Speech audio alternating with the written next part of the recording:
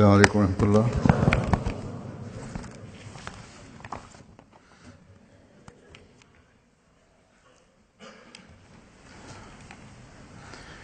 أشهد أن لا إله إلا الله وحده لا شريك له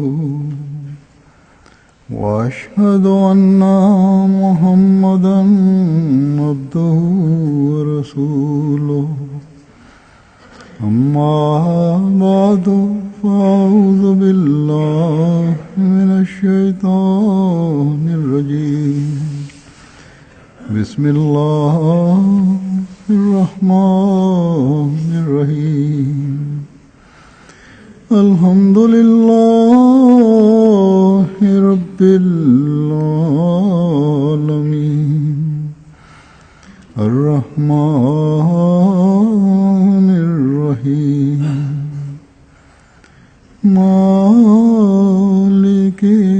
يوم الدين إياك نعبد وإياك نستعين اهدنا الصراط المستقيم صراط الذين أنعمت عليهم غير المغضوب عليهم ولا الضالين.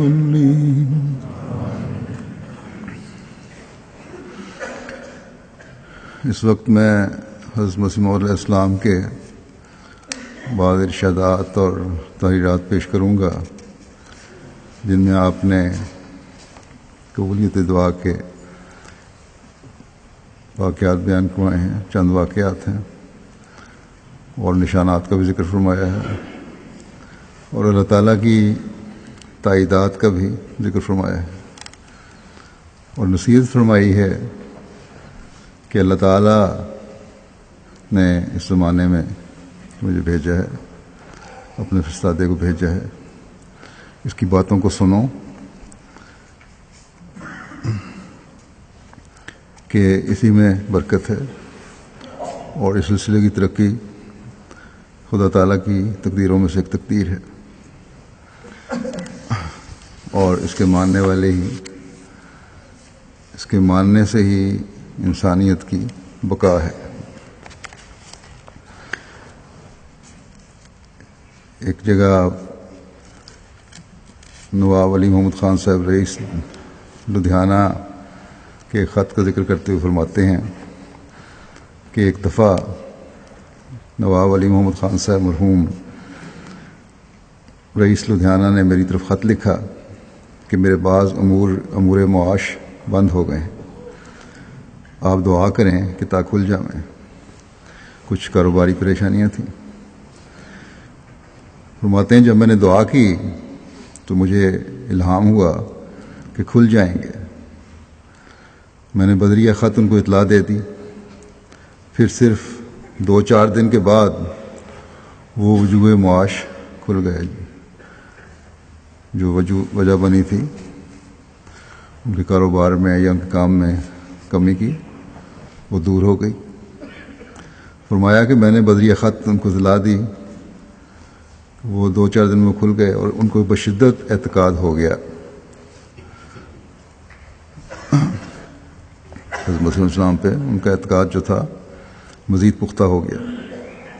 پھر ایک دفعہ انہوں نے بعض اپنے پوشیدہ مطالب کے متعلق میری طرف ایک خط روانہ کیا اور جس گھڑی انہوں نے خط ڈاک میں ڈالا اسی گھڑی مجھے الہام ہوا کہ اس مضمون کا خط ان کی طرف سے آنے والا ہے. تب میں نے بلا توقف ان کی طرف یہ خط لکھا کہ اس مضمون کا خط آپ روانہ کریں گے. دوسرے دن وہ خط آ گیا اور جب میرا خط ان کو ملا تو وہ دریائے حیرت میں ڈوب گئے کہ یہ غیب کی خبر کس طرح مل گئی، کیونکہ میرے اس راز کی خبر، انہوں نے سوچا کہ ان کے اس راز کی خبر، فرمایا کہ میرے اس راز کی خبر کسی کو نہ تھی. اور ان کا اعتقاد اس قدر بڑھا کہ محبت اور ارادت میں فنا ہو گئے، اور انہوں نے ایک چھوٹی سی یادداشت کی کتاب میں وہ دونوں نشان متذکرہ والا درج کر دیے اور ہمیشہ ان کو پاس رکھتے تھے۔ حضرت مسلم صلی اللہ علیہ وسلم فرماتے ہیں کہ جب میں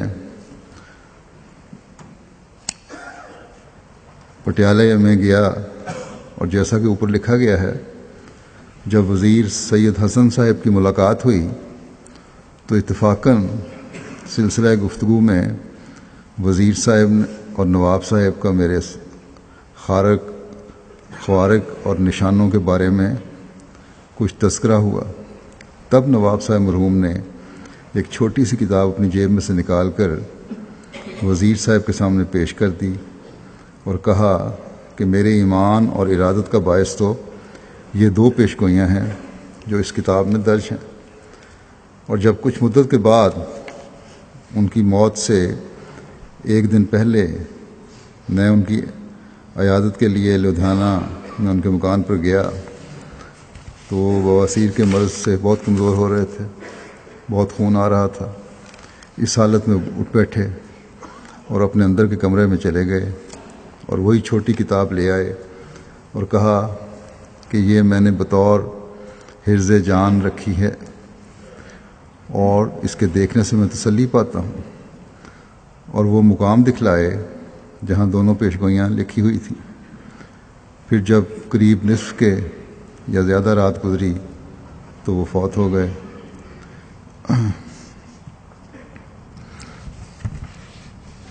حضرت نے فرمایا کہ نشان اب بھی میں یقین رکھتا ہوں کہ اب یہ باتیں جو انہوں نے ڈائری میں لکھی تھیں اپنے، ان کے کتب خانہ میں وہ کتاب ہوگی۔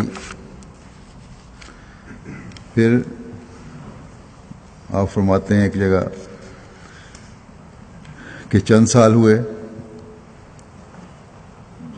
کہ سیٹھ عبد الرحمن صاحب تاجر مدراس جو اول درجے کے مخلص جماعت میں سے ہیں، قادیان میں آئے تھے اور ان کی تجارت کے امور میں کوئی تفرقہ اور پریشانی واقع ہو گئی تھی۔ انہوں نے دعا کے لیے درخواست کی، تب یہ الہام ہوا جو ذیل میں درج ہے: قادر ہے وہ بارگاہ ٹوٹا کام بنا دے، بنا بنایا توڑ دے، کوئی اس کا بھید نہ پاوے۔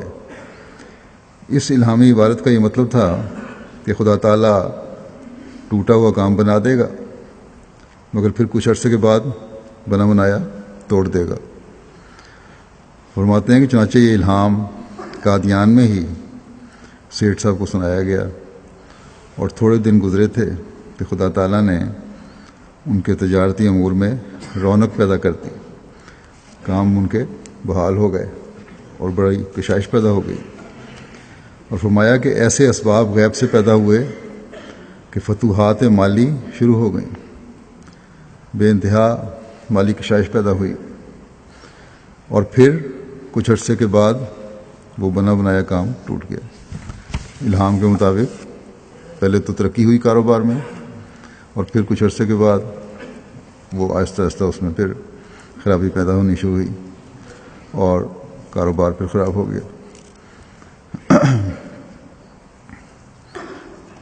پھر آپ فرماتے ہیں ایک جگہ کہ اپنے بارے میں ہی کہ مجھے 2 بیماریاں مدت دراز سے تھیں، ایک شدید درد سر جس سے میں نہایت بے-تاب ہو جاتا تھا اور ہولناک عوارض پیدا ہو جاتے تھے، بڑی شدید سر درد ہوتی تھی۔ فرمایا اور یہ مرض قریباً 25 برس تک دامنگیر رہی، اور اس کے ساتھ دوران سر بھی لاحق ہو گیا، یعنی چکروں کی تکلیف بھی ہو گئی، اور طبیبوں نے لکھا کہ ان عوارض کا آخری نتیجہ مرگی ہوتی ہے، دورے پڑتے ہیں مرگی کے۔ فرماتے ہیں کہ چنانچہ میرے بڑے بھائی مرزا غلام قادر قریباً 2 ماہ تک اسی مرض میں مبتلا ہو کر آخر مرض سرا میں مبتلا ہو گئے، یعنی مرگی کے دورے ان کو پڑنے لگ گئے، اور اسی سے ان کا انتقال ہو گیا۔ لہٰذا میں دعا کرتا رہا کہ خدا تعالیٰ ان امراض سے مجھے محفوظ رکھے۔ ایک دفعہ عالم کشف میں مجھے دکھائی دیا کہ ایک بلا سیاہ رنگ چارپائی کی شکل پر، جو بھیڑ کے قد کی مانند قد تھا، 4 رنگ کی بلا تھی، جانور کی شکل کی طرح تھی اور بھیڑ کے مطابق قد تھا، اس کا بھیڑ کے قد کے مانند اس کا قد تھا، اور بڑے بڑے بال تھے اور بڑے بڑے پنجے تھے۔ میرے پر حملہ کرنے لگی اور میرے دل میں ڈالا گیا کہ یہی سرا ہے، یعنی مرگی کی بیماری ہے۔ تب میں نے اپنا دانا ہاتھ زور سے اس کے سینے پر مارا اور کہا کہ دور ہو، تیرا مجھ میں حصہ نہیں۔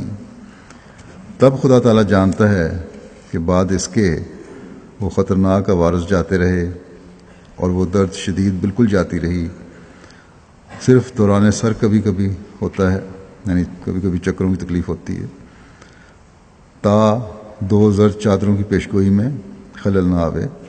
مسیح موت کے بارے میں یہ بھی پیشگوئی ہے کہ 2 زرد چادروں میں ہوگا، اور وہ 2 زرد چادریں سے مراد 2 بیماریاں ہیں۔ پہلی تو یہی فرمائی، چکروں کی تکلیف۔ فرمایا دوسری مرض ذیابیطس تخمیناً 20 برس سے ہے جو مجھے لاحق ہے۔ اس نشان کا پہلے ذکر ہو چکا ہے، اور ابھی تک 20 دفعہ قریب ہر روز پیشاب آتا ہے، اور امتحان سے یعنی ٹیسٹ کرنے سے بول میں شکر پائی گئی ہے۔ ایک دن مجھے خیال آیا کہ ڈاکٹروں کے تجربے کے روح سے انجام ذیابیطس کا یا تو نزول الماء ہوتا ہے، آنکھوں کی بیماری ہو جاتی ہے، یا کاربنکل یعنی سرطان کا پھوڑا نکلتا ہے جو مہلک ہوتا ہے۔ سو اسی وقت نزول الماء کی نسبت مجھے الہام ہوا، یعنی آنکھوں کی بیماری کے متعلق الہام ہوا کہ نزلت الرحمت علی ثلاثۃ العین و علی الاخرین، یعنی 3 عضو پر رحمت نازل کی گئی اور 2 اور عضو پر 3 عضو پر رحمت نازل کی گئی، آنکھ اور 2 اور عضو پر۔ اور پھر جب کاربنکل کا خیال میرے دل میں آیا تو الہام ہوا السلام علیکم۔ سو ایک عمر گزری کہ میں ان بلاؤں سے محفوظ ہوں۔ یہاں ذیابیطس یعنی شوگر کی بیماری کا ذکر ہوا۔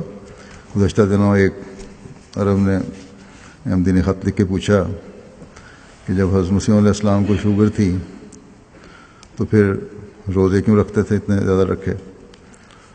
یہ حضرت مسلم فرما رہے ہیں، جب کا ذکر فرما رہے ہیں، یہ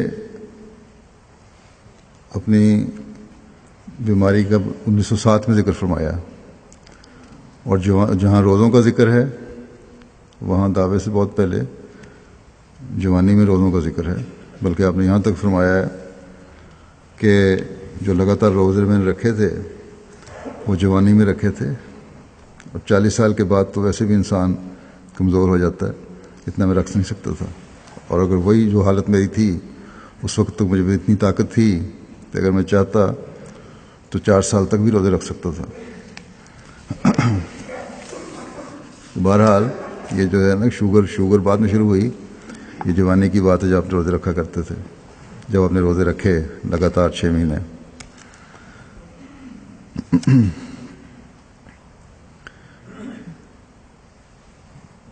ایک حضرت مولوی عبدالکریم صاحب کے بیماری کے بارے میں بیان فرماتے ہیں، ان کا ذکر گزشتہ خطبے میں ہوا تھا حضرت مسلم موت کے حوالے سے کہ جب ان کی وفات ہوئی ہے تو مسلم موت کو بڑا صدمہ پہنچا تھا۔ بہرحال ان کا ایک بڑا مقام تھا۔ حضرت مسیح علیہ السلام ان کی بیماری کے دوران ان کے لیے دعا بھی کرتے رہے، اور اسی بارے میں ایک الہام کا ذکر کرتے ہوئے فرماتے ہیں کہ سال گزشتہ میں یعنی 11 اکتوبر 1905 کو ہمارے ایک مخلص دوست یعنی مولوی عبدالکریم صاحب مرحوم اسی بیماری کاربنکل یعنی سرطان سے فوت ہو گئے تھے۔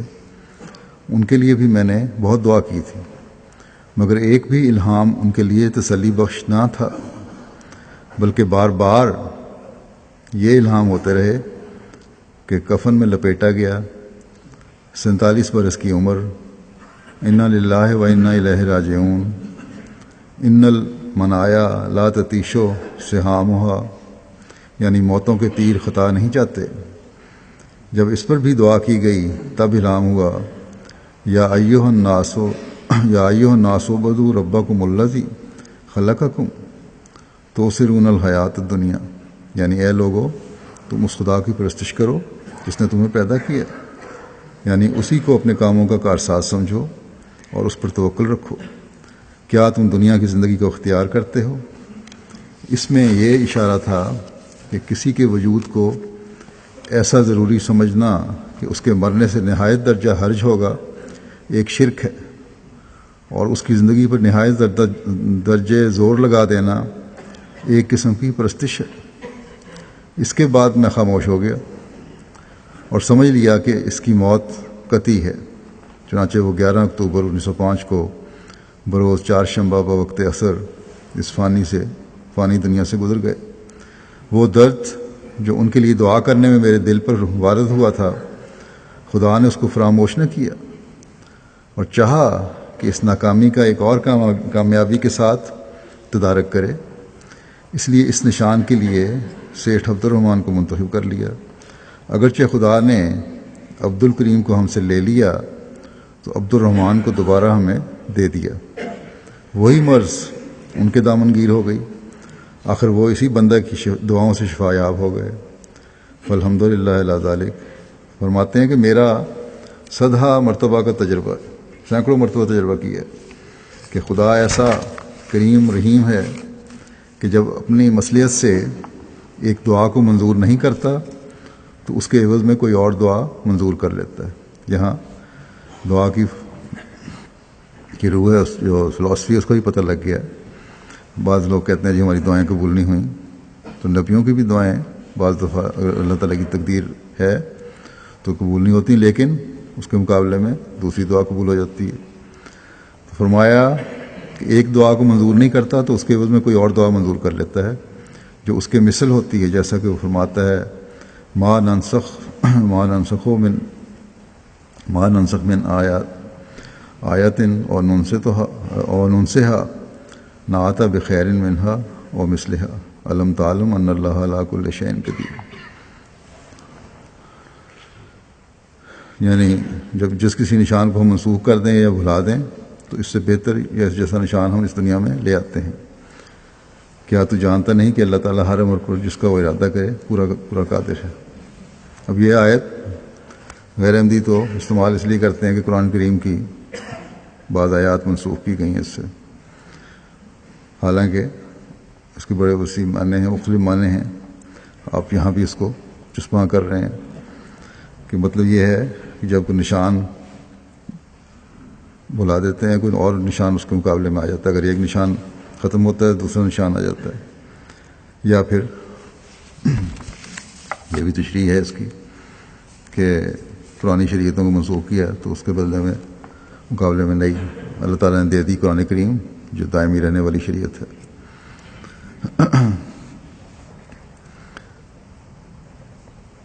پھر اپنے صداقت کے ثبوت کے طور پر جو پیش گوئیاں ہیں قرآن کریم کی، ان میں سے ایک پیش گوئی جو سواری ہے کے متعلق ہے، اس کے بارے میں آپ فرماتے ہیں کہ ایک نئی سواری کا نکلنا ہے نشان جو مسیح موعود کے ظہور کی خاص نشانی ہے، جیسا کہ قرآن شریف میں لکھا ہے وَإِذَا الْإِشَارُ عُطِّلَتْ، یعنی آخری زمانہ وہ ہے جب اونٹنیاں بیکار ہو جائیں گی۔ اور ایسا ہی حدیث مسلم میں ہے وَلَا يُتْرَكَنَّ الْقِلَاسُ فَلَا يُسْعَىٰ عَلَيْهَا، یعنی اس زمانے میں اونٹنیاں بیکار ہو جائیں گی اور کوئی ان پر سفر نہیں کرے گا۔ ایام حج میں مکہ معظمہ سے مدینہ منورہ کی طرف اونٹنیوں پر سفر ہوتا ہے۔ اب وہ دن بہت قریب ہیں کہ اس سفر کے لیے ریل تیار ہو جائے گی، تب اس سفر پر یہ صادق آئے گا کہ لا یترکن القلاس فلا یسعیٰ علیہا۔ ابھی تک لوگ یہی کہتے ہیں جی وہاں تو ریلوے نہیں ہے، لیکن وہاں ایک پروجیکٹ ہے اب شروع ہوا اور ان کا خیال ہے کہ 2015 کے آخر تک مکمل ہو جائے گا، جو مکہ اور مدینہ کے درمیان میں ریلوے لائن بن رہی ہے اور بڑی فاسٹ ٹرین ہو گئی ہے.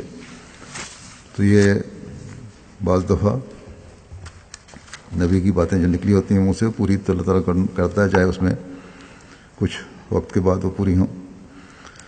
لیکن بہرحال سواریاں تو بیکار وہاں ہوئیں کیونکہ اس کی جگہ بسیں اور کاریں استعمال ہو رہی تھیں. لیکن جیسا کہ اس نے فرمایا ریلوے لائن بھی اب بچ رہی ہے، کام ہو رہا ہے اور وہ بھی شروع ہو جائے گی. پھر اسلام کے ایک دشمن جس کی بدزبانیوں کی وجہ سے آپ نے دعا کی تھی کہ اللہ تعالیٰ اس کو پکڑے، اس دعا کے بعد اللہ تعالیٰ سے خبر پا کر آپ نے اس کے انجام کا اعلان کیا. اس بارے میں آپ فرماتے ہیں کہ ڈپٹی عبداللہ آتم کی نسبت پیش گوئی ہے جو بہت صفائی سے پوری ہو گئی ہے، اور یہ دراصل 2 پیش گوئیاں تھیں. اول یہ کہ وہ 15 مہینے کے اندر مر جائے گا، دوسری یہ کہ اگر وہ اپنے اس کلام سے باز آ جائے گا جو اس نے شائع کیا کہ نعوذ باللہ حضرت صلی اللہ علیہ وسلم دجال تھے، تو 15 مہینے کے اندر نہیں مرے گا. اور جیسا کہ میں لکھ چکا ہوں، موت کی پیشگوئی اس بنا پر تھی کہ آتم نے اپنی کتاب اندرونہ بائبل نام میں ہمارے نبی صلی اللہ علیہ وسلم کو دجال کہا تھا، نعوذ باللہ. اور یہ سچ ہے کہ پیشگوئی میں آتم کے مرنے کے لیے 15 مہینے کی میعاد تھی، مگر ساتھ ہی یہ شرط تھی جس کے یہ الفاظ تھے کہ بشرطے کے حق کی طرف رجوع نہ کرے. مگر آتم نے اسی مجلس میں رجوع کر لیا اور نہایت عاجزی سے زبان نکال کر اور دونوں ہاتھ کانوں پر رکھ کر دجال کہنے سے ندامت ظاہر کی. اس بات کے گواہ نہ 1 نہ 2 بلکہ 60 یا 70 آدمی ہیں، جن میں سے نصف کے قریب عیسائی ہیں اور نصف کے قریب مسلمان ہیں. اور میں خیال کرتا ہوں کہ 50 کے قریب ابھی تک ان میں سے زندہ ہوں گے جن کے روبرو آتم نے دجال کہنے سے رجوع کیا اور پھر مرتے وقت تک ایسا لفظ منہ پر نہ لایا. اب سوچنا چاہیے کہ کیسی بدذاتی اور بدماشی اور بے ایمانی ہے کہ باوجود اس کھلے رجوع کے جو آتم نے 60 یا 70 آدمیوں کے روبرو کیا، پھر بھی کہا جائے کہ اس نے رجوع نہیں کیا. تمام مدار غضب الہی کا تو دجال کے لفظ پر تھا. یعنی اس بنیاد تو اس کی ساری یہ تھی کہ دجال کہا، اور اللہ تعالیٰ کا غضب اسی وجہ سے نازل ہونا تھا اس پہ، اور اسی بنا پر پیش گوئی تھی اور اسی لفظ سے رجوع کرنا شرط تھا. مسلمان ہونے کا پیش گوئی میں کوئی ذکر نہیں. یہ تو وہیں پیش گوئی میں نے لکھا تھا کہ وہ مسلمان ہو جائے گا. مقصد یہ تھا کہ اس لفظ سے وہ انکاری ہو جائے گا اور توبہ کر لے گا. فرماتے ہیں کہ مسلمان ہونے کا پیش گوئی میں کوئی ذکر نہیں. بس جب اس نے نہایت انکساری سے رجوع کیا تو خدا نے بھی رحمت کے ساتھ رجوع کیا. الہام الہی کا تو یہ مدعا نہیں تھا کہ جب تک آتم اسلام نہ لاوے ہلاکت سے نہیں بچے گا. یہ تو الہام میں نہیں کہا گیا تھا کہ اگر جب تک اسلام نہیں لائے گا آپ ہلاکت سے نہیں بچے گا. کیونکہ اسلام کے انکار میں تو سارے عیسائی شریک ہیں. خدا اسلام کے لیے کسی پر جبر نہیں کرتا، اور ایسی پیشگوئی بالکل غیر معقول ہے کہ فلاں شخص اگر اسلام نہ لاوے تو فلاں مدت تک مر جائے گا، کیونکہ اسلام میں تو لانا تو یہ تو پھر جبر ہو گیا. اس طرح کی پیشگوئیاں تو یہ تو بہت ساری دنیا ہے جو اسلام نہیں لاتی، اسلام کو قبول نہیں کرے گی یا نہیں کرتی، تو اس کا مطلب یہ نہیں وہ مر جائے گی. نہ کوئی جبر ہے اسلام میں، اور نہ یہ پیشگوئی کا مقصد تھا. فرماتے ہیں کہ دنیا ایسے لوگوں سے بھری پڑی ہے جو منکر اسلام ہیں، اور جیسا کہ میں بار بار لکھ چکا ہوں، محض انکار اسلام سے کوئی عذاب کسی پر دنیا میں نہیں آ سکتا، بلکہ اس گناہ کی باز پرس صرف قیامت کو ہوگی. پھر آتم کی اس میں کون سی خصوصیت تھی کہ بوجہ انکار اسلام اس کی موت کی پیشگوئی کی گئی اور دوسروں کے لیے نہیں کی گئی، بلکہ پیشگوئی کی وجہ صرف یہ تھی کہ اس نے حضرت صلی اللہ علیہ وسلم کی شان مقدس کی نسبت دجال کا لفظ استعمال کیا تھا، جس قول سے اس نے 60 70 انسانوں کے روبرو رجوع کیا، توبہ کی، جن میں سے بہت سے شریف اور معزز تھے جو اس مجلس میں موجود تھے۔ پھر جب کہ اس نے اس لفظ سے رجوع کر لیا بلکہ بعد اس کے روتا رہا تو خدا تعالیٰ کی جناب میں رحم کے قابل ہو گیا، مگر صرف اسی قدر کہ اس کی موت میں چند ماہ کی تاخیر ہو گئی اور میری زندگی میں ہی مر گیا، اور وہ بحث جو ایک مباہلے کے رنگ میں تھی اس کی روح سے وہ بوجہ اپنی موت کے جھوٹا ثابت ہوا۔ تو کیا اب تک وہ پیشگوئی پوری نہیں ہوئی؟ بے شک پوری ہو گئی اور نہایت صفائی سے پوری ہوئی۔ ایسے دلوں پر خدا کی لعنت ہے کہ ایسے صریح نشانوں پر اعتراض کرنے سے باز نہیں آتے۔ جب یہ سارا کچھ پورا ہو گیا پھر بھی باز نہیں آتے۔ اگر وہ چاہیں تو آتم کے رجوع پر میں 40 آدمی کے قریب گواہ پیش کر سکتا ہوں، اور اسی وجہ سے اس نے قسم بھی نہ کھائی، حالانکہ تمام عیسائی قسم کھاتے آئے ہیں اور حضرت مسیح نے خود قسم کھائی، اور ہمیں اس بحث کو طول دینے کی ضرورت نہیں۔ آتم اب زندہ موجود نہیں، 11 برس سے زیادہ عرصہ گزرا کہ وہ مر چکا ہے۔ یہ آپ اپنی کتاب حقیقت الوحی میں فرما رہے ہیں۔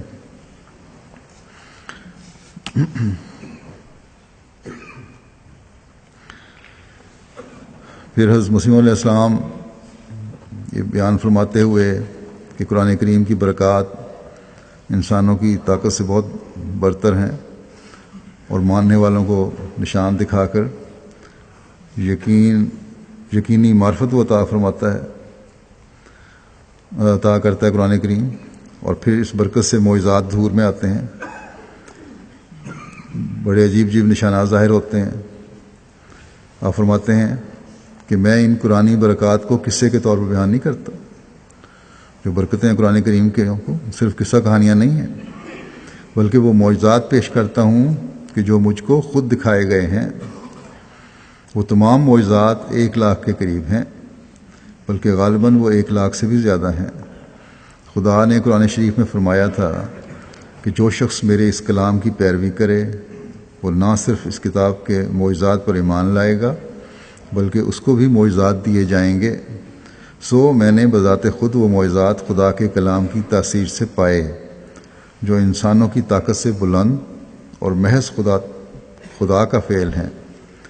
وہ زلزلے جو زمین پر آئے، وہ طاعون جو دنیا کو کھا رہی ہے، اس زمانے میں بہت شدید طاعون تھی، وہ انہی معجزات میں سے ہیں جو مجھ کو دکھائے گئے۔ میں نے ان آفات کے نام و نشان سے 25 برس پہلے اپنی کتاب براہین احمدیہ میں ان حوادث کی خبروں کو بطور پیش گوئی شائع کر دیا تھا کہ یہ آفتیں آنے والی ہیں۔ سو وہ آفات آ گئیں، اور ابھی بس نہیں بلکہ آنے والی آفات ان آفات سے بہت زیادہ ہیں۔ ابھی تو بہت ساری آفتیں آنی ہیں، اور بعض نئی وبائیں بھی ہیں جو پہلے ان سے کبھی اس ملک میں ظاہر نہیں ہوئیں، اور وہ ڈرانے والی اور دہشتناک ہیں۔ اور ایک سخت اور خوفناک قسم کی طاعون بھی ظاہر ہونے والی ہے جو اس ملک اور دوسرے ملکوں میں بھی ظاہر ہوگی۔ بس بڑے خوف کا مقام ہے، یہ نشانات بند نہیں ہوئے، اور نہایت پریشان کرے گی۔ فرمایا ایک خوفناک قسم کی طاعون بھی ظاہر ہونے والی ہے جو اس ملک اور دوسرے ملکوں میں ظاہر ہوگی اور نہایت پریشان کرے گی۔ شاید اب کے سال یا دوسرے سال میں ایک زلزلہ بھی آنے والا ہے جو ناگہانی طور پر آئے گا اور سخت آئے گا، اور جو عمل ہیں اب دنیا کے اور خدا سے جس طرح دور ہٹ رہے ہیں، اور نہ صرف دور ہٹ رہے ہیں بلکہ ظلم بھی کر رہے ہیں، وہ ان آفات کو پھر بلانے کے لیے خود ان کے عمل جلدی کر رہے ہیں۔ اللہ تعالیٰ رحم فرمائے اور احمدیوں کو دعائیں کرنے کی توفیق عطا فرمائے، اور ہمیں اپنے عملوں کو درست رکھنے کی توفیق عطا فرمائے۔ آپ فرماتے ہیں کہ معلوم نہیں کہ کس حصہ ملک میں یا عام ہوگا، اگر دنیا کے لوگ خدا سے ڈریں تو یہ آفات ٹل بھی سکتی ہیں، کیونکہ خدا زمین و آسمان کا بادشاہ ہے۔ وہ اپنے حکموں کو جاری بھی کر سکتا ہے اور ٹال بھی سکتا ہے، مگر بظاہر کچھ امید نہیں کہ لوگ خدا سے ڈریں، کیونکہ دل حد سے زیادہ سخت ہو گئے ہیں۔ اور مجھے ان پیشگوئیوں کے پیش از وقت سنانے کی وجہ سے ان کو متنبع ہونے کی کچھ توقع نہیں، اور بجوز اس کے کوئی امید نہیں کہ ٹھٹھا کیا جائے گا اور یا گالیاں دی جائیں گی، اور یا ہم اس بات سے متہم کیے جائیں گے ہمیں الزام دیا جائے گا کہ لوگوں میں تشویش پھیلاتا ہے. یہ مسلمان ملکوں میں بھی جہاں یہی حالت ہے بعض، خاص طور پہ یہ نہیں کہ غیر دنیا جو ہے، مسلمانوں کا اپنا حال یہی ہے کہ خدا سے دور ہو رہے ہیں. اور جو بلانے والے کو جس نے آپ نے فرمایا کہ جو کہہ رہا ہے کہ صحیح راستے پر چلو، اس سے ہنسی ہوگی، ٹھٹھا ہوگا، اور اس پہ کو یہ کہا جائے گا کہ یہ فساد پھیلانے کی یا تشویش پھیلانے کی کوشش کر رہا ہے.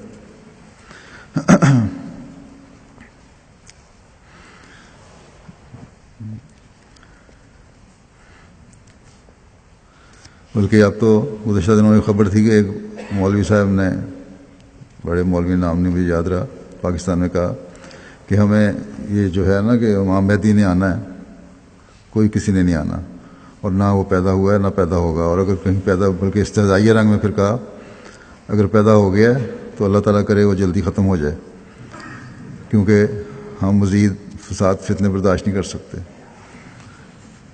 تو یہ تو بہرحال ان کی سوچیں ہیں. اب پھر مسلمانوں کو جہالت سے بچنے، اللہ تعالیٰ کی آواز کو سننے، اپنی حالتوں کو خدا تعالیٰ کی رضا کے مطابق بنانے کا ذکر کرتے ہوئے حضرت مسیح علیہ السلام فرماتے ہیں کہ اس وقت اسلام جس چیز کا نام ہے اس میں فرق آ گیا ہے. تمام اخلاق ذمیمہ بھر گئے ہیں، یعنی برے اخلاق بھر گئے ہیں، اور وہ اخلاص جس کا ذکر مخلصین لہ الدین میں ہوا ہے آسمان پر اٹھ گیا. کوئی اخلاص نہیں رہا. خدا تعالیٰ کے ساتھ صدق، وفاداری، اخلاص، محبت اور خدا پر توکل کل عدم ہو گئے ہیں. اب خدا تعالیٰ نے ارادہ کیا ہے کہ پھر نئے سرے سے ان قوتوں کو زندہ کرے. وہ خدا جو ہمیشہ یوہی لرزہ بادہ موتہا کرتا رہا ہے، اس نے ارادہ کیا ہے اور اس کے لیے کئی راہیں اختیار کی گئی ہیں. ایک طرف مامور کو بھیج دیا ہے جو نرم الفاظ میں دعوت کرے اور لوگوں کو ہدایت کرے، یعنی اپنے آنے کے بارے میں فرما رہے ہیں. دوسری طرف علوم و فنون کی ترقی ہے اور عقل آتی جاتی ہے، یعنی مزید ذہن کھل رہے ہیں، علوم و فنون کی ترقی ہو رہی ہے. فرمایا اتمام حجت کے لیے آسمان نشان ظاہر کر رہا ہے. بہت سارے نشانات جو ظاہر ہوئے آپ کے زمانے میں بھی، طوفانوں کے بھی، چاند سورج گرہن کے بھی، زلزلوں کے بھی. پھر فرمایا اور پھر قہری نشانات کا سلسلہ بھی رکھا گیا ہے، جن میں سے تعاون کا بھی ایک نشان ہے. اور اب جو اس شدت سے پھیل رہی ہے، اس زمانے میں جو تھی کبھی گزشتہ نسلوں نے نہ دیکھی ہوگی، اور بہت سے لوگ ہیں جو ان نشانات اور آیات سے فائدہ اٹھا رہے ہیں. کوئی دن نہیں جاتا کہ لوگ بذریعہ خطوط یا خود حاضر ہو کر داخل بیت نہیں ہوتے. اگرچہ دنیا میں فسق و فجور اور شوخی و آزادی اور خود روی بہت بڑھ گئی ہوئی ہے، تاہم یہ لوگ جو ہمارے سلسلے میں آتے ہیں یہ بھی اسی جماعت میں سے نکل کر آتے ہیں، انہی لوگوں میں سے آ رہے ہیں، جس سے معلوم ہوتا ہے کہ سعید بھی انہی میں ملے ہوئے ہیں، یعنی نیک فطرت لوگ بھی ان میں موجود ہیں. یہی نہیں کہ سارے بگڑے ہوئے ہیں. خدا تعالیٰ ان لوگوں کو نکال لے گا اور ان کو سمجھ دے گا، اور کچھ تعاون کا نشانہ بن جائیں گے. اسی طرح پر دنیا کا انجام ہوگا اور اتمام حجت ہوگا. بس آپ نے فرمایا کہ پڑھے لکھے لوگ، صحیح فطرت لوگ آ رہے ہیں، اور اس کا تعلیم کی وجہ سے، تعلیم کا اثر ہے، دماغوں کے ذہنوں کے کھلنے کا اثر ہے، جس کی وجہ سے وہ اس تعلیم کو سمجھتے ہیں، حضرت مسیح علیہ السلام کے دعوے کو سمجھتے ہیں اور پھر اس کو قبول کرتے ہیں. اور ہر علاقے میں اور ہر طبقے میں، ہر ملک میں ایسے لوگ پائے جاتے ہیں جو اللہ تعالیٰ کے فضل سے سینکڑوں، ہزاروں، بلکہ اب تو لاکھوں کی تعداد میں جماعت میں شامل ہو رہے ہیں. پھر ایک جگہ فرماتے ہیں یاد رکھو کہ ان معجزات اور پیشگوئیوں کی نظیر جو میرے ہاتھ پر ظاہر ہوئے اور ہو رہے ہیں، کمیت اور کیفیت اور ثبوت کے لحاظ سے ہرگز پیش نہ کر سکو گے، خواہ تلاش کرتے کرتے مر بھی جاؤ. بلکہ اب تو خدا تعالیٰ کی فعلی شہادتیں بھی ایک نشانات ایسے بن چکے ہیں جن میں روز بروز اضافہ ہوتا چلا جا رہا ہے، اور ہر روز ہم دیکھتے ہیں ایک نو مسلم نے آ کر حضرت مسیح علیہ السلام کی خدمت میں بڑی دلیری سے نشان مانگا، تو کیا نشان مجھے دکھائیں، بتائیں اپنے ماموریت کا۔ آپ نے فرمایا کہ ہر ایک مامور کے دل میں اللہ تعالیٰ کی طرف سے جو کچھ ڈالا جاتا ہے وہ اس کی مخالفت نہیں کر سکتا، کیونکہ وہ اللہ تعالیٰ کی طرف سے ہوتا ہے۔ اور یہی بالکل سچ ہے کہ جب اللہ تعالیٰ کسی کو دنیا میں مامور کر کے بھیجتا ہے تو اس کی تائید میں خارق عادت نشان بھی ظاہر کرتا ہے۔ چنانچہ اس جگہ بھی اس نے میری تائید کے لیے بہت سے نشان ظاہر کیے ہیں جن کو لاکھوں انسانوں نے دیکھا ہے اور وہ اس پر گواہ ہیں۔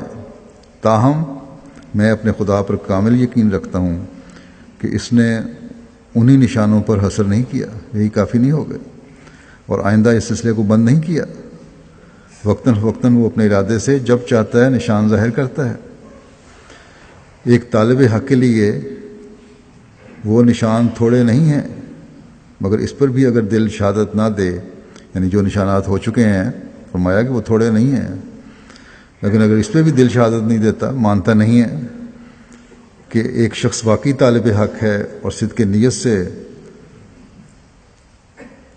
اگر اس پر بھی اگر دل سے شہادت نہ دے کہ ایک شخص واقعی طالب حق ہے اور صدق نیت سے وہ نشان کا خواہش مند ہے، تو ہم اس کے لیے توجہ کر سکتے ہیں۔ اگر وہ پھر بھی تمہیں نشان دیکھنے کے بعد نہیں، اور تم صدق دل سے یہ سمجھتے ہو کہ حق کو تم نے ماننا ہے، تو پھر بتاؤ۔ فرمایا کہ ہم توجہ کر سکتے ہیں، دعا کریں گے اس کے لیے، اور اللہ تعالیٰ پر یقین رکھتے ہیں کہ کوئی امر ظاہر کر دے گا۔ لیکن اگر یہ بات نہ ہو اور خدا تعالیٰ کے پہلے نشانوں کی بے قدری کی جاوے اور انہیں ناکافی سمجھا جاوے، تو توجہ کے لیے جوش پیدا نہیں ہوتا، اور ظہور نشان کے لیے ضروری ہے کہ اس میں توجہ کی جاوے اور اقبال اللہ کے لیے جوش ڈالا جاوے۔ مطلب اگر بے قدری کر رہے ان نشانوں کی، سمجھنے کی کوشش نہیں کر رہے، تو پھر نہ تمہاری نشان ظاہر ہوگا، نہ تمہارے لیے نشان ظاہر ہونے کے لیے کوئی دعا ہوگی، تو تمہارا انجام پھر بد ہی ہوگا۔ فرمایا کہ اگر انہیں ناکافی سمجھا جاوے تو توجہ کے لیے جوش پیدا نہیں ہوتا، اور ظہور نشان کے لیے ضروری ہے کہ اس میں توجہ کی جاوے اور اقبال اللہ کے لیے جوش ڈالا جاوے، اور یہ تحریک اس وقت ہوتی ہے جب ایک صادق اور مخلص طلبگار ہو۔ اگر سچائی ہے طلب میں، ماننے کی نیت ہے، تب تو نشان ظاہر ہوتے ہیں، صرف آزمانے کے لیے نہیں۔ پھر فرمایا کہ یہ بات یاد رکھنی چاہیے کہ نشان عقل مندوں کے لیے ہوتے ہیں، ان لوگوں کے واسطے نشان نہیں ہوتے جو عقل سے کوئی حصہ نہیں رکھتے۔ ایسے لوگ اللہ تعالیٰ کے نشانات سے کوئی فائدہ نہیں اٹھا سکتے۔ ہدایت محض اللہ تعالیٰ کے فضل پر موقوف ہے۔ اگر اللہ تعالیٰ کی توفیق شامل حال نہ ہو اور وہ فضل نہ کرے تو خواہ کوئی ہزاروں ہزار نشان دیکھے، ان سے فائدہ نہیں اٹھا سکتا اور کچھ نہیں کر سکتا۔ بس جب تک یہ معلوم نہ ہو کہ نشانات گزشتہ سے اس نے کیا فائدہ اٹھایا ہے، ہم آئندہ کے لیے کیا امید رکھیں۔ فرمایا کہ نشانات کا ظاہر ہونا یہ ہمارے اختیار میں تو نہیں ہے، اور نشانات کوئی شعبدہ باز کی چابک دستی کا نتیجہ تو نہیں ہوتے، یہ اللہ تعالیٰ کے فضل اور مرضی پر موقوف ہے، اور وہ جب چاہتا ہے نشان ظاہر کرتا ہے، اور جس کو چاہتا ہے فائدہ پہنچاتا ہے۔ اس وقت جو سوال نشان نمائی کا کیا جاتا ہے، اس کے متعلق میرے دل میں اللہ تعالیٰ نے یہی ڈالا ہے کہ یہ اختراع اسی قسم کا ہے جیسا ابو جہل اور اس کے امثال کیا کرتے تھے۔ یعنی یہ سوال اور مطالبہ جو ہے یہ اسی قسم کا ہے جیسے ابو جہل اور اس کی طرح کے دوسرے لوگ کرتے تھے۔ انہوں نے کیا فائدہ اٹھایا؟ کیا کوئی کہہ سکتا ہے کہ حضرت صلی اللہ علیہ وسلم کے ہاتھ پر نشان صادر نہیں ہوئے تھے؟ اگر کوئی ایسا اعتقاد کرے تو وہ کافر ہے۔ آپ کے ہاتھ پر لا انتہا نشان ظاہر ہوئے، مگر ابو جہل وغیرہ نے ان سے کچھ فائدہ نہ اٹھایا۔ اسی طرح پر یہاں نشان ظاہر ہو رہے ہیں جو طالب حق کے لیے ہر طرح کافی ہیں، لیکن اگر وہ فائدہ نہ اٹھانا چاہے اور ان کو ردی میں ڈالا جائے اور آئندہ خواہش کرے اس سے کیا امید ہو سکتی ہے؟ یعنی کہ وہ تو نہ دیکھے پہلے نشانات، مزید کی خواہش کرتا رہے، اس سے کیا امید ہو سکتی ہے؟ وہ خدا تعالیٰ کے نشانات کی بے حرمتی کرتا ہے اور خود اللہ تعالیٰ سے ہنسی کرتا ہے۔ آپ نے تو بے شمار جگہ پہ یہ بھی فرمایا کہ لوگ قادیان میں جو آتے ہیں، غیر جو آتے ہیں، غیر مذہب کے لوگ آتے ہیں، ان کا آنا بھی نشان ہے کہ کس طرح آتے ہیں، اور پھر بے شمار زمینی اور آسمانی نشان جس کا ذکر ہو چکا ہے آپ نے فرمایا آتے ہیں۔ اب آج کل جو توجہ پیدا ہو رہی ہے دنیا کی، اور جماعت کا پیغام بھی سن رہے ہیں، یہ بھی ایک نشانوں میں سے نشان ہے کہ میڈیا کی طرف توجہ پیدا ہو رہی ہے کسی بھی بہانے سے، کسی بھی وجہ سے۔ تو بہرحال نشانات تو ہر عقل مند کے لیے ہر روز ظاہر ہوتے ہیں اور ہو رہے ہیں۔ پھر آپ ایک جگہ فرماتے ہیں کہ یہ بات یاد رکھنے کے لائق ہے کہ خدا تعالیٰ اپنے اس سلسلے کو بے ثبوت نہیں چھوڑے گا۔ وہ خود فرماتا ہے جو براہین احمدیہ میں درج ہے کہ دنیا میں ایک نذیر آیا پر دنیا نے اس کو قبول نہ کیا، لیکن خدا اسے قبول کرے گا اور بڑے زور آور حملوں سے اس کی سچائی ظاہر کرے گا۔ جن لوگوں نے انکار کیا اور جو انکار کے لیے مستعد ہیں ان کے لیے ذلت اور خواری مقدر ہے۔ انہوں نے یہ بھی نہ سوچا کہ اگر یہ انسان کا افتراء ہوتا تو کب کا ضائع ہو جاتا، کیونکہ خدا تعالیٰ مفتری کا ایسا دشمن ہے کہ دنیا میں ایسا کسی کا دشمن نہیں۔ وہ بیوقوف یہ بھی خیال نہیں کرتے کہ کیا یہ استقامت اور جرت کسی کذاب میں ہو سکتی ہے۔ وہ نادان یہ بھی نہیں جانتے کہ جو شخص ایک غیبی پناہ سے بول رہا ہے وہی اس بات سے مخصوص ہے کہ اس کے کلام میں شوکت اور ہیبت ہو، اور یہ اسی کا جگر اور دل ہوتا ہے کہ ایک فرد تمام جہان کا مقابلہ کرنے کے لیے تیار ہو جائے۔ یقیناً منتظر رہو کہ وہ دن آتے ہیں بلکہ نزدیک ہیں کہ دشمن روسیا ہوگا اور دوست نہایت بشاش ہوں گے۔ کون ہے دوست؟ وہی جس نے نشان دیکھنے سے پہلے مجھے قبول کیا اور جس نے اپنی جان اور مال اور عزت کو ایسا فدا کر دیا کہ گویا اس نے ہزار ہار نشان دیکھ لیے ہیں۔ سو یہی میری جماعت ہے اور میرے ہیں جنہوں نے مجھے اکیلا پایا اور میری مدد کی، مجھے غمگین دیکھا اور میرے غم خوار ہوئے، اور ناشناسا ہو کر پھر آشناؤں کا سا ادب بجا لائے۔ خدا تعالیٰ کی ان پر رحمت ہو۔ اگر نشانوں کے دیکھنے کے بعد کوئی کھلی صداقت کو مان لے گا تو مجھے کیا اور اس کو اجر کیا؟ نشان دیکھ لیے تو پھر اجر کیسا؟ اور حضرت عزت میں اس کی عزت کیا؟ اگر تو اللہ تعالیٰ پہ یقین ہے اور سب کچھ پتہ ہے کہ حالات ایسے ہیں اور پھر ماننا ہے، تو تبھی اللہ تعالیٰ پر یقین ہو سکتا ہے کہ اللہ تعالیٰ نے حالات کے مطابق زمانے میں اپنے وعدے کے موافق اپنا فرشتہ بھیجا ہے۔ فرمایا مجھے در حقیقت انہوں نے ہی قبول کیا ہے جنہوں نے دقیق نظر سے مجھ کو دیکھا اور فراست سے میری باتوں کو وزن کیا اور میرے حالات کو جانچا اور میرے کلام کو سنا اور اس میں غور کی۔ تب اسی قدر قرائن سے خدا تعالیٰ نے ان کے سینوں کو کھول دیا اور میرے ساتھ ہو گئے۔ میرے ساتھ وہی ہے جو میری مرضی کے لیے اپنی مرضی کو چھوڑتا ہے۔ میرے ساتھ وہی ہے جو میری مرضی کے لیے اپنی مرضی کو چھوڑتا ہے اور اپنے نفس کے ترک اور اخذ کے لیے مجھے حکم بناتا ہے، یعنی اپنے ذاتی خواہشات اور نفسانی خواہشات ہیں ان کو چھوڑنے اور لینے کے لیے مجھ سے فیصلہ لیتا ہے کہ میں کیا کہتا ہوں، اور میری راہ پر چلتا ہے اور اطاعت میں فانی ہے اور انانیت کی جلد سے باہر آ گیا ہے۔ انانیت اس میں کوئی نہیں۔ مجھے آنکھ کھینچ کر یہ کہنا پڑتا ہے کہ کھلے نشانوں کے طالب وہ تحسین کے لائق خطاب اور عزت کے لائق مرتبے میرے خداوند کی جناب میں نہیں پا سکتے جو ان راست بازوں کو ملیں گے جنہوں نے چھپے ہوئے بھید کو پہچان لیا۔ نشانوں کے طالب ہیں وہ تو اعلیٰ قسم کے خطابات جو ہیں اور مرتبے جو ہیں عزت والے وہ نہیں پا سکتے، صرف وہی مرتبے پائیں گے جو ان راست بازوں کو ملیں گے جنہوں نے چھپے ہوئے بھید کو پا لیا، پہچان لیا، اور جو اللہ جل شانہ کی چادر کے تحت میں ایک چھپا ہوا بندہ تھا اس کی خوشبو ان کو آ گئی۔ یعنی حضرت السلام کو ابتدائی طور پر پہچاننا۔ انسان کا اس میں کیا کمال ہے کہ مثلا ایک شہزادے کو اپنی فوج اور جاہ و جلال میں دیکھ کر پھر اس کو سلام کرے۔ با کمال وہ آدمی ہے جو گداؤں کے پیرائے میں اس کو پاوے اور شناخت کر رہے، شہزادے کو فقیروں کے لباس میں دیکھے اور پھر پہچان لے۔ مگر میرے اختیار میں نہیں کہ اس زیر کی کسی کو دوں، یہ عقل کسی کو دوں۔ ایک ہی ہے جو دیتا ہے، وہ جس کو عزیز رکھتا ہے، ایمانی فراست کو عطا کرتا ہے۔ انہی باتوں سے ہدایت پانے والے ہدایت پاتے ہیں، اور یہی باتیں ان کے لیے جن کے دلوں میں کجی ہے، زیادہ تر کجی کا موجب ہو جاتی ہے۔ یہی باتیں ہیں جو ہدایت جن کو اللہ تعالیٰ نے دینی ہے وہ ہدایت پا جاتے ہیں، اور جن کے دلوں میں ٹیڑھا پن ہے، کجی ہے، وہ اور بھی زیادہ اس میں بڑھ جاتے ہیں۔ فرمایا کہ اب میں جانتا ہوں کہ نشانوں کے بارے میں بہت کچھ لکھ چکا ہوں، اور خدا تعالیٰ جانتا ہے کہ یہ بات صحیح ہے اور راست ہے کہ اب تک 3000 کے قریب یا کچھ زیادہ امور میرے لیے خدا تعالیٰ سے صادر ہوئے ہیں جو انسانی طاقتوں سے بالا تر ہیں، اور آئندہ ان کا دروازہ بند نہیں۔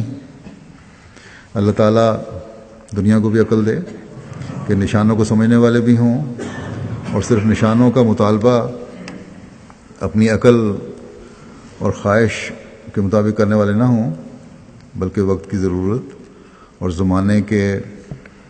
زمانے کی آواز اور حالت جو خدا تعالیٰ کے فرستادے کی ضرورت کا اظہار کر رہی ہے اس کو سنیں، اس کو سمجھنے کی کوشش کریں۔ اللہ تعالیٰ کے بھیجے ہوئے کو تلاش کر کے ماننے والے بھی ہوں، تاکہ اس دنیا میں فسادوں کا خاتمہ ہو سکے۔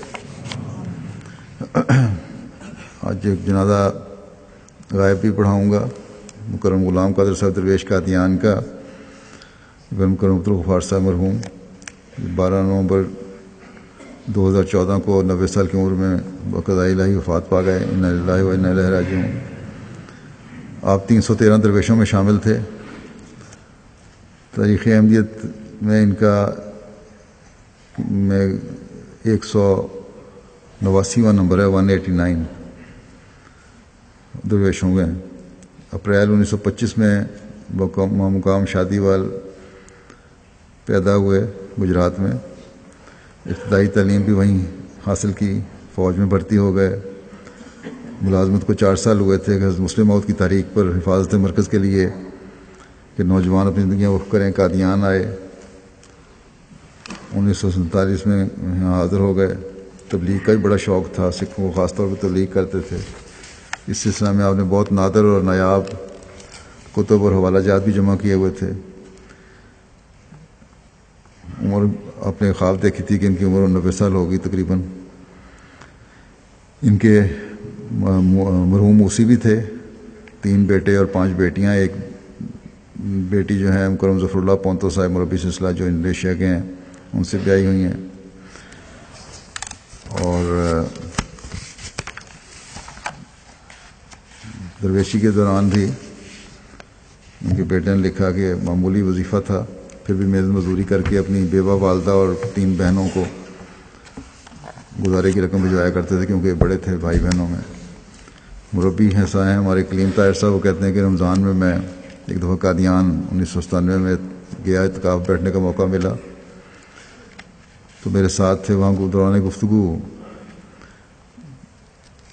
ذکر ہو گیا کشمیری چائے، کہتے ہیں مجھے پسند ہے، تو اس کے بعد روزانہ جو ان کی گھر سے چائے آتی تھی اس کی تھرمس کہتے مجھے دے دیا کرتے تھے۔ پھر ان مربی صاحب کا ایکسیڈنٹ ہو گیا، یہ روا گئے اس عرصے میں قادیان سے۔ وہاں جا کے کہتے ہیں کہ بڑے جذباتی رنگ میں میرے پاس آ کے طبیعت بھی پوچھی اور روتے بھی رہے، دعائیں بھی کرتے رہے۔ باوجود بیماری کے اور کمزوری کے آخری وقت تک نظر بھی کم آتا تھا، نظر خراب ہو گئی تھی۔ مسجد مبارک میں جا کے نماز ادا کیا کرتے تھے کہ مجھے یہیں سکون ملتا ہے۔ اللہ تعالیٰ ان کے درجات بلند فرمائے۔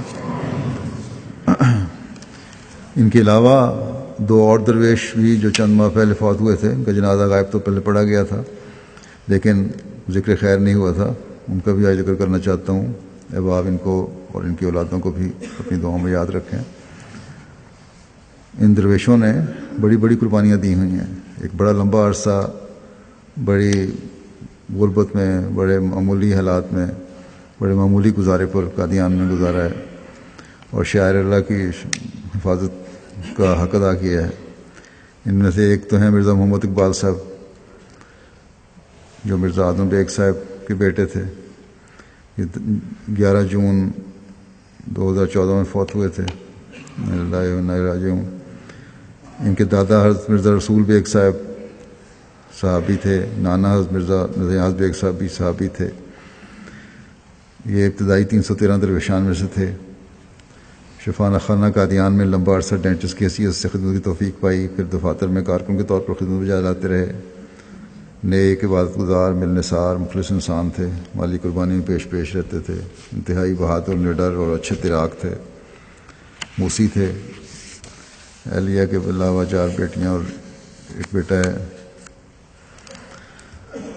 پھر چودھری منظور احمد صاحب چیمہ، یہ 26 جولائی کو 94 سال کی عمر میں وفات پا گئے۔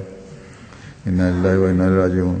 اب چودھری نور احمد صاحب چیمہ صحابی حضرت مسیم علیہ السلام کے بڑے بیٹے تھے۔ حضرت مسلم ماؤد نے جب حفاظت مرکز کے لیے احباب جماعت کو تحریک فرمائی تو چونکہ آپ برطانوی فوج میں رہ چکے تھے، اس لیے آپ نے اپنی خدمات پیش کیں اور درویشی کی سعادت پائی۔ باوجود 53 سالی کے لمبا عرصہ بیساکھی کے سہارے مسجد میں نماز کے لیے حاضر ہوتے رہے۔ مخلص، خوش مزاج، زندہ دل، شفیق اور محبت کرنے والے انسان تھے، موسی تھے۔ عثمان خان میں ضعیف العمر اہلیہ کے علاوہ ایک بیٹی اور 2 بیٹے ہیں۔ ایک بیٹے ان کے چودھری منصور احمد چیمہ صاحب واقفی زندگی ہیں اور قادیان میں ناظم جائیداد کی حیثیت سے خدمت توفیق پا رہے ہیں۔ اور نماز کے بعد نماز جنازہ پڑھاؤں گا۔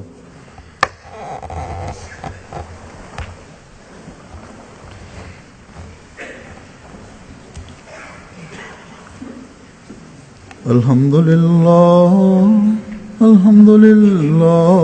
نحمده ونستعينه ونستغفره ونؤمن به ونتوكل عليه ونعوذ بالله من شرور أنفسنا ومن سيئات أعمالنا من يهده الله فلا مضل له ومن يضلل فلا هادي له ونشهد أن لا إله إلا الله ونشهد أن محمدا عبده ورسوله عباد الله رحمكم الله إن الله يأمر بالعدل والإحسان وإيتاء ذي القربى وينهى عن الفحشاء والمنكر والبغي يعظكم لعلكم تذكرون اذكروا الله يذكركم وادعوه يستجب لكم ولذكر الله أكبر